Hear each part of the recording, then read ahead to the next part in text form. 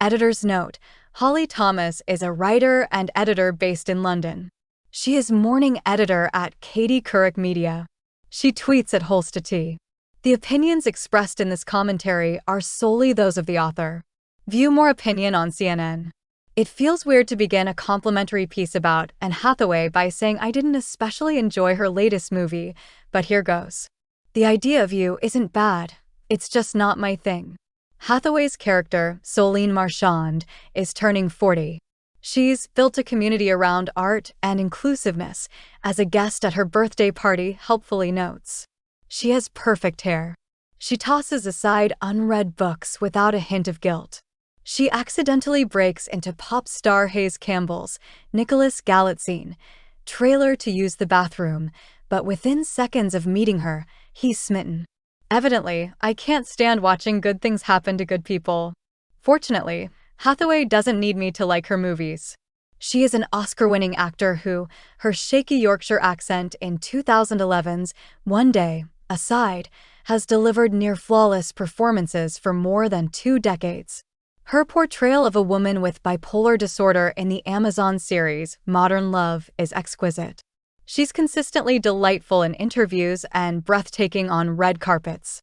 She's moving the cultural needle on sobriety and women's sexual power. She has nothing left to prove. Yet, as she recently explained to the New York Times, she's spent far too much of her life trying to make other people happy. Picking up on a close-to-the-bone line from The Idea of You, the Times interviewer asked Hathaway whether she, like Soline, is a people-pleaser. I think I'm a former people-pleaser, she replied. A few exchanges later, she added, when I find the old instincts rising, I just tell myself, you are not going to die stressed. It's sound advice. For much of Hathaway's career, she's been dogged by snarky, irritatingly vague accusations of being unlikable that bear little relation to whatever she's actually doing. The response to her 2013 Best Supporting Actress Oscar win for Les Miserables was vicious. Critics derided her as an overeager theater kid, and New York Magazine pondered, why do women hate Anne Hathaway? The term Hathahate was coined to mark the moment. Even now, a Google search for hate and Hathaway produces more than 5 million hits. Thousands of words could be written, and have been written, on why someone at worst innocuous and at best phenomenally impressive has invoked such loathing. It's not just Hathaway. A similar version of the same fate has befallen many famous women, worth noting. No one's stressing about how likable Jake Gyllenhaal or Leonardo DiCaprio is. Jennifer Lawrence was hilarious and relatable until she tripped over in public too many times. Jameela Jamil was a feminist hero until she was deemed too gorgeous to authentically campaign for less photoshopping in magazines. The public is Goldilocks, braced to whine if it senses too much of a good thing. As Hathaway has learned, there's little point in bowing to its whims.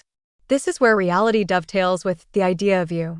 There's an almost unbearably vulnerable scene in which Soline admits that when she discovered her now ex-husband had an affair, she attempted to ameliorate the situation by suggesting they forget it. Soline's husband didn't want to, and they broke up. It's agonizing, but the message is spot on. People-pleasing is like throwing darts while wearing a blindfold. You cannot know what will make another person happy, and even if you guess correctly, it's almost certainly not within your power to make it so. The movie is set years after that betrayal, and Soline, like Hathaway, has outgrown her habit of people-pleasing. But that's only half the trick. Once you cease to define yourself according to other people's expectations, you're left with a ton of vacant space. It's difficult to build a sense of self when you're unused to listening to your own voice, and paying too much attention to other people's will almost certainly prove an unhelpful distraction. Which is why Hathaway should totally ignore what I'm about to say. Hathaway is so luminously beautiful in The Idea of You that, for me at least, it undermines the entire film. The movie's central conceit is that love is powerful enough to bridge the generational, wealth, and riz divides. As the audience, our job is to suspend disbelief at the wildly improbable notion of a suburban mom capturing a young superstar's heart. The fantasy is the point. Unfortunately, there's nothing less transgressive than two extraordinarily attractive people falling for each other. As soon as they met on screen, I thought, sure, and the fraught back and forth that followed felt like a waste of time. How could two people who look like that not end up together? The film offers many understandable reasons why Soline's confidence could be damaged by her divorce and why she might find it hard to accept Hayes' attraction to her. But I couldn't buy any of them because she's that hot. And I, apparently, am that shallow. As embarrassing as that admission is, it at least illustrates the tension that prompted so much head-scratching over Hathaway during the 2010s.